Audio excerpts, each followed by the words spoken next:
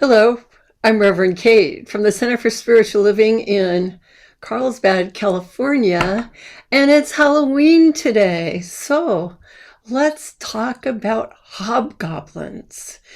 Now, if you have studied our teaching much in the past, you will already know that Ralph Waldo Emerson and the American Transcendental Movement are very important to our history.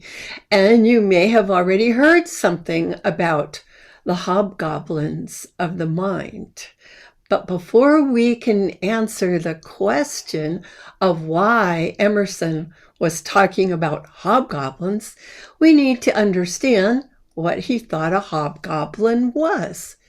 Anyway, well, in folk tales, a hobgoblin is not really a scary monster like today's horror shows portray.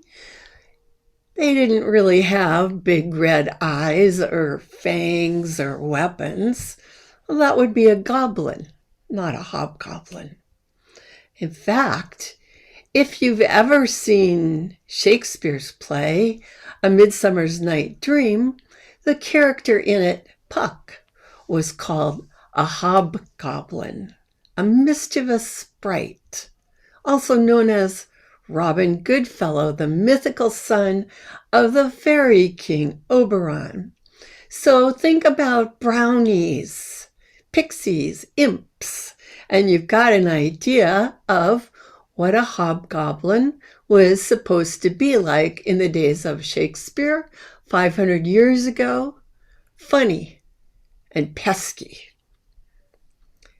Yet, at the same time that Shakespeare was writing, Europe and even Salem, Massachusetts were grappling with the paranoid theories that witches weren't just herbalists, and that all the mythical sprites of the folk tales weren't just harmless, but that they were actually incarnations of the devil itself. And of course, we know that there actually is no devil. There is only one divine spirit. I call it God, the good. But if you want, you could call it your higher power, or you can even just call it life, the thing itself. So then where did the idea that witches and all those mythical sprites were real instruments of a real devil come from anyway? Well, historians have looked at this and studied it, and they have suggested that the desire to cast blame for suffering and misfortunes on magic was actually driven by greed, by fear, by ignorance, or even jealousy, and also very possibly by political and religious manipulation of people. And then it got out of hand and led to what today we look back upon and call mass hysteria.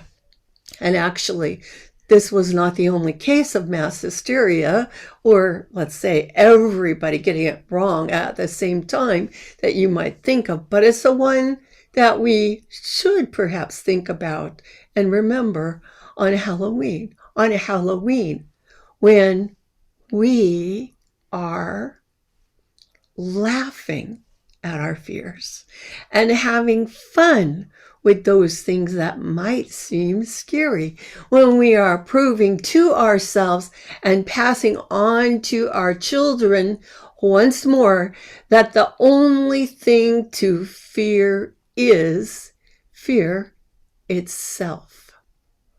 And really, that was Shakespeare's take on Puck the Hobgoblin too. In A Midsummer's Night Dream, Puck is a mischievous sprite who serves the fairy king, and this explains why Shakespeare's Puck brags about all the times he's been a pest to the local villagers and ruining batches of butter and spoiling ale. And during the play itself, Puck, and I've got a little picture here of Mickey Rooney, the young Mickey Rooney playing Puck in one of the old movies. Um, and that was him in some kind of little nest blowing fairy dust or pixie dust out and causing enchantment. And one of the enchantments he caused, of course, was to turn the character Bottom into a jackass. He gave him the head of a donkey. So the mischievous, quick-witted sprite just got a lot of stuff happening and created a lot of fun and really funny action as he set things in motion, causing chaos with his little pranks, making everyone laugh, and of course, in the end, everything was resolved and there was a happy ending. So there you have it. And this would have been the way hobgoblins were thought of in Emerson's day.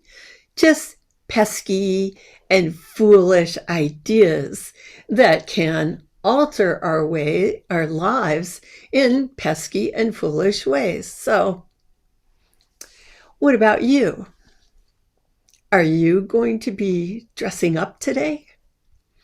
I heard a comedian say that Halloween is the one day of the year when we get to dress up and pretend that we are someone else. Well, the audience laughed so hard, and I was laughing too because, of course, aren't we often dressing up and pretending that we're being someone else, trying to make a good impression? You know, what is that old saying? Clothes make the man or woman. I'm sure you've at least heard of the book, Dress for Success. When I was a young woman and trying to make the transition from being in agriculture to being in the business world, I read that book, Dress for Success, and I really tried to, find a way to dress that would make it seem like I fit in, like I was just like any other real estate executive.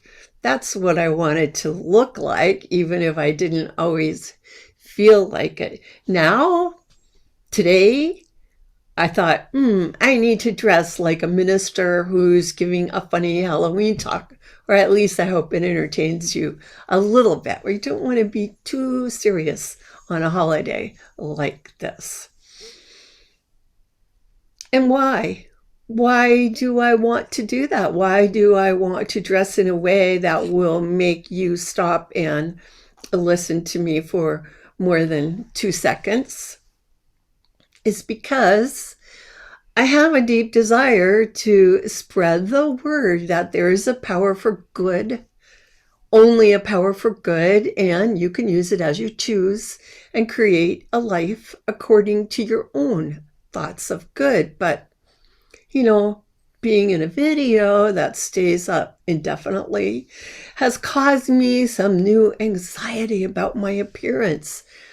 Digital cameras see things in a way that normal eyes don't. Even when I take a picture outside of a gorgeous red sunset, I'll often look at it and my photo will look yellowish or orange instead. So with these videos, I never know exactly what they're going to look like. Well, they're a little blurry. That's nice. I look a little younger, maybe.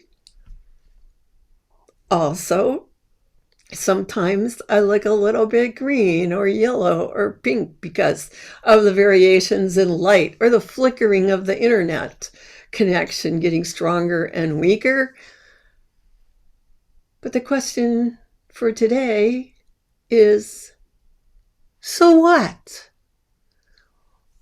Why do you even care about how others perceive us? Well, That's the hobgoblins at work. We care because of the hobgoblins in our mind, which brings us right back to Emerson. The famous quote from him is this: "A foolish consistency is the hobgoblin of little minds." So what on earth was he talking about? Aren't we supposed to be consistent, calm, predictable, stable? Well, Emerson argued, no.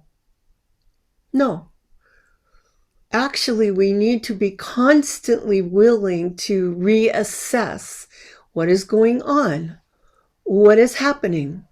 We need to be able to perceive truth and speak truth, and most importantly, be willing to change our thinking to fit the facts, perhaps the new facts, and not twist the facts to suit our fancy. His essay, Self-Reliance, is really a rallying cry for us to recognize and express our own individuality, our own personal genius, as he put it, when he said, to believe in your own thought, to believe that what is true for you in your private heart is true for all men and women. That is genius. He said we should speak our hidden conviction. And when we do, it shall be universal sense, for always the inmost becomes the outmost. So when I say, or when he says, speak this latent conviction, you might say, in a more modern way, if you have a thought, a persistent thought, that you see a certain truth and other people seem to be missing it, it may be the real truth. So look at it, speak it, pay attention to it, and you may find that it's a universal truth. If you think about that little story, The Emperor's New Clothes, it was the young child who said, look, the emperor has no clothes, after the emperor and all his courtiers and all the people watching him had fallen under the spell of someone who had said, oh, he's wearing these magnificent robes. And each person just thought, oh, they must be wrong. They wanted to go along with the crowd because they wanted to be in conformance with everyone else. They wanted to fit in with everyone else. And so they were willing to be blind to what they actually were perceiving with their own eyes. Don't do that. Don't be blind to what you see. Notice, pay attention. And this idea that what we know in our inmost selves, in our inner mind, in our inner heart, becomes the outmost, is pretty close to the main idea that we teach in Science of Mind. We say, change your thinking and change your life. If you change your thinking, you will create a new tendency in your life, and your life will change.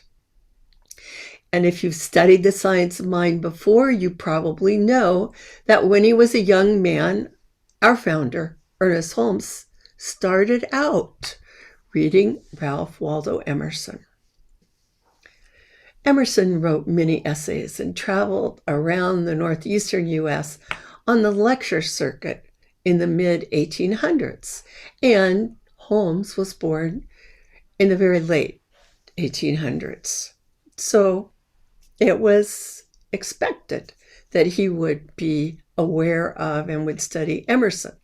Even when I was in high school, I had to read Emerson's essays, and I like them. But as the years go by, I think it's harder and harder for people to grapple with the way language has changed and the way in which he talks, which is kind of roundabout. It's a different way of phrasing it.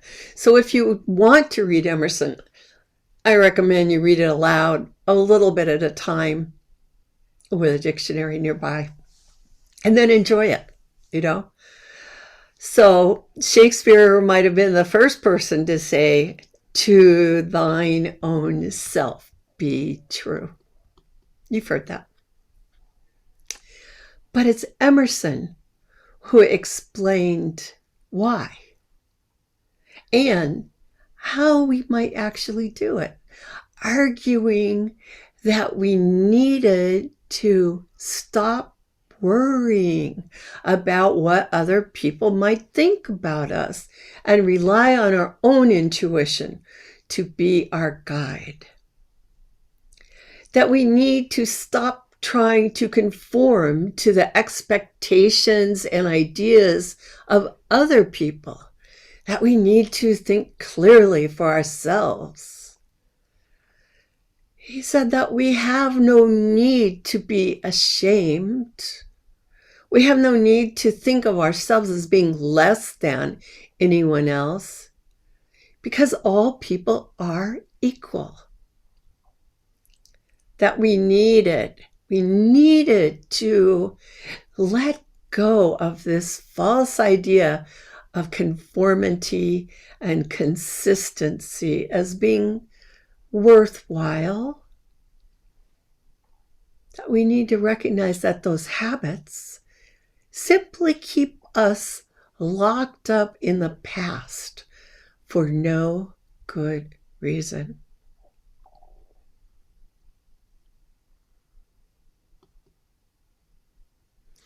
He said that we need to speak our beliefs, live according to our beliefs, be true to ourselves, even if it meant that we would be misunderstood, make some mistakes, and that as time went on, as one day led after another, we would, of course, change our thinking as we learn more and more. He is the one who said, "The voyage of the best ship is a zigzag line of 100 tacks before the wind. But see the line that the ship sails from a sufficient distance, and you will see that it actually straightens it out and goes where it is headed." That's what we need to do. Allow ourselves to keep correcting, to keep changing, and to follow our own inner light, to follow our own guiding star.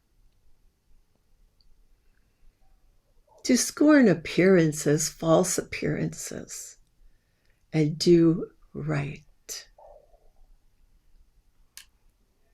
Do what's right. I think what he was really saying is that right now, it's your own thoughts, words, and actions that matter. So don't give way to the ideas that your life is ruled by others.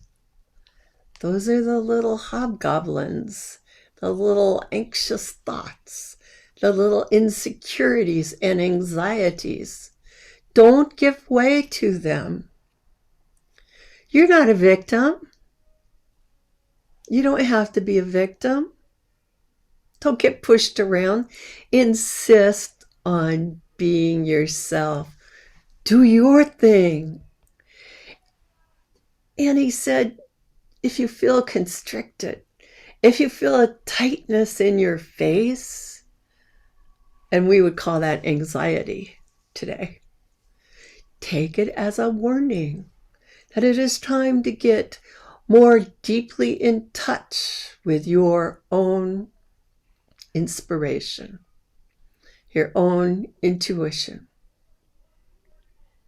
Be guided by your inner truth. Let that be your compass. And stop being affected by the need to please others. You must please yourself. So here are Emerson's exact words. He said, "A foolish consistency is the hobgoblin of little minds, adored by little statesmen and philosophers and divines. With consistency, a great soul has simply nothing to do. He may as well concern himself with a shadow on the wall. Speak what you think now in hard words, and tomorrow speak what tomorrow thinks in hard words again, though it contradict everything you say today. So you shall be sure to be misunderstood. Is it so bad, then, to be misunderstood? Pythagoras was misunderstood, and Socrates, and Jesus, and Luther, and Copernicus, and Galileo, and Newton, and every pure and wise spirit that ever took flesh. To be great is to be misunderstood." He said, "Nothing can bring you peace but yourself. Nothing can bring you peace but the triumph of principles." So say goodbye to the hobgoblins of self-doubt, fear, anxiety today. Celebrate the Halloween spirit and just laugh them away. Be grateful for today. Today, life is good. Celebrate. Enjoy. Our affirmation for this week is joy, joy, joy. The whole world is filled with joy. So, happy Halloween. Peace be with you. If you'd like to find out more, you can find our center online anytime. We send you blessings.